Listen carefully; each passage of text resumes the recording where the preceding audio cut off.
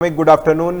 Market આજે ક્યાં ને ક્યાં જો થોડું વીકેન્ડનો મૂડ બગાડ્યો, પણ સ્ટોકે આજે શું એન્જોય કર્યું હતું. તો કયા બ્રેકઆઉટ સ્ટોક છે જે સપ્તાહ દરમિયાન આવતા સપ્તાહ ફોકસ કરશું? બિલકુલ અજય, ગુડ આફ્ટરનૂન. તમે જો સપ્તાહનો અંત થયો છે, તમે જો 4 દિવસ બહુ સરસ મજબૂતીવાળા રહ્યા. સોમવાર, મંગળવાર, બુધવાર, ગુરુવાર. શુક્રવાર હતો કે જે થોડું કહેવાય ગેપડાઉન ઓપનિંગ થયું, એમાં મૂડ બગડ્યો. પરંતુ સ્ટોક સ્પેસિફિક તમે નજર કરો તો બાઇંગ બહુ સરસ હતું. હવે આપણે વાત કરી રહ્યા છીએ સાપ્તાહિક, તો 4 વીકલી બ્રેકઆઉટ સ્ટોક્સની આપણે વાત કરીએ કે જેમાં મોમેન્ટમ બહુ સરસ જોવા મળે છે.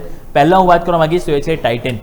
ટાઇટનમાં તમે જુઓ તો જે રીતે આપણને સેટઅપ જોવા મળ્યું છે વીકલી બેઝિસ જો તમે નજર કરશો ને ચાર્ટ ઉપર, તો એક સ્ટ્રોંગ તમે જુઓ તો મોમેન્ટમ ફૂલ બોડી કેન્ડલ બની છે. તમે જો બુલિશ મારું હોય કેન્ડલ બની છે અને વોલ્યુમ પણ છે, જે બતાવે છે કે મોમેન્ટમ છે. કારણ કે તમે જો ઓપનિંગ થતાં ખરીદારી આવી છે અને ક્લોઝિંગ ઓલમોસ્ટ તમે જો હાયર ઉપર થયું છે, એટલે કે અહીંયા મોમેન્ટમ સરસ છે અને હવે આવતા અઠવાડિયે પણ કન્ટિન્યુ જોવા મળી શકે. અને આ ઇમ્પોર્ટન્ટ લેવલ હતો 4300 લેવલ. તમે જો જ્યારે પણ નીચે હોય તો વારંવાર ત્યાં અવરોધ આવે. પછી અહીંયા પણ જો છેલ્લા 5 અઠવાડિયાથી તમે 4300 નીચે હતા અને હવે ફાઇનલી તમે 4300 ઉપર ગયા છે. ઇટ મીન્સ કે એક કહેવાય ને કે કોન્ફિડન્સ જોવા મળે છે. તો અહીંયા કહેવાય કે આવતા અઠવાડિયે એક મોમેન્ટમ જોવા મળી શકે. સેકન્ડ સ્ટોક્સ વાત કરવા માંગીશ કે મેં પહેલાં પણ વાત કરી છે અઠવાડિયે ફેશન ઈ કોમર્સ એટલે કે નાયકા. અહીંયા પણ તમે જુઓ તો જબરદસ્ત મોમેન્ટમ જોવા મળે છે.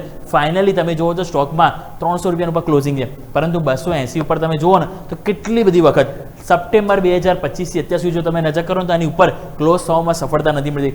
મેક્સિમમ વીક તમે જુઓ તો સ્ટોક ત્યાં જતો હતો, પરંતુ ક્લોઝિંગ નહોતું મળતું. અને હવે ફાઇનલી તમે જુઓ તો સ્ટોકમાં આપણને ક્લોઝિંગ મળ્યું છે અને ક્લોઝિંગ વિથ કોન્ફિડન્સ જોવા મળ્યું, વિથ વોલ્યુમ જોવા મળ્યું છે, જે બતાવે છે કે આવતા અઠવાડિયે પણ આપણને મોમેન્ટમ અને જે ઉપરની તરફ એક વખત કહેવાય ચાન્સીસ છે કે 315 320 તરફની પણ મોમેન્ટમ જોવા મળી શકે છે.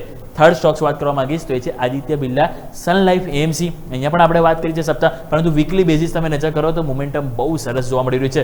તમે જો પહેલાં તો ટ્રેન્ડ લાઇનને સરસ સપોર્ટ આપી રહ્યો છે.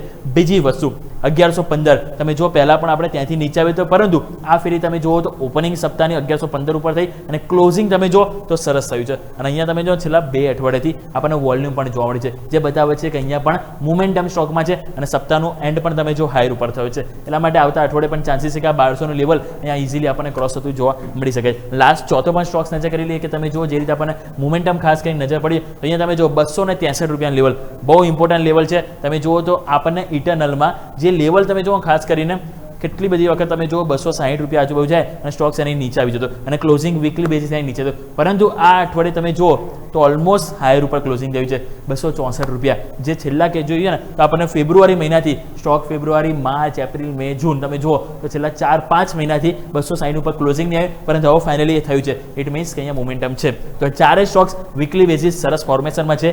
ઇટરનલ, ટાઇટન, આદિત્ય બિરલા સન લાઈફ એએમસી અને આપણે જેમ વાત કરીએ પ્રમાણે 4 સ્ટોક છે કે જેમાં મોમેન્ટમ આપણને પોઝિટિવ આવતા અઠવાડિયે જોવા મળી શકે છે. અજય કે તો 4 બ્રેકઆઉટ સ્ટોક નેક્સ્ટ સપ્તાહ ખાસું ઇન્ટરેસ્ટિંગ, તો આ સ્ટોક બી ફોકસ કરીશું. યુમિક માહિતી પર ખૂબ ખૂબ આભાર. તો 4 બ્રેકઆઉટ સ્ટોક અને આવનારા સપ્તાહ ખાસ કરીને જોઈશું. મંથલી એક્સપાયરી તરફ ધીમે ધીમે આગળ વધી રહ્યા છે.